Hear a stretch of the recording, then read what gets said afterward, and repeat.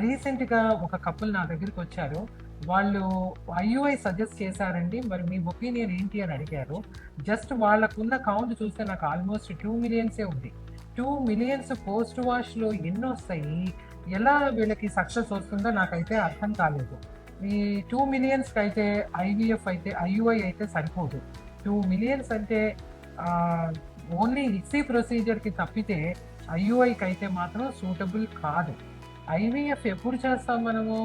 మా ఆడవాళ్ళలో tubal factors ఉన్నప్పుడు, ట్యూబుల్ మూసుకుపోయినప్పుడు, నెక్స్ట్ మగవాళ్ళలో బాగా వీర్య కణాలు తక్కువ ఉన్నప్పుడు, కదలికలు లేనప్పుడు, అబ్నార్మల్ స్పెర్మ్స్ ఎక్కువ ఉన్నప్పుడు, ఇవన్నీ కూడా ఆహ్, అంటే ఐవీఎఫ్ అంటే ఇక్సీ అనే ప్రొసీజర్‌కి సూట్ అవుతాయి కాబట్టి ఇక్సీ ప్రొసీజర్ మనం చేస్తామనమాట.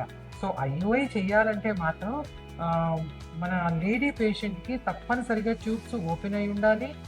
అతనికి count at least post wash 5-10 millions మనకి రావాలి. ఈ 2 ఉంటేనే మనం ఐయూఐ చేస్తే సక్సెస్ వచ్చే అవకాశాలు మంచిగుంటాయి.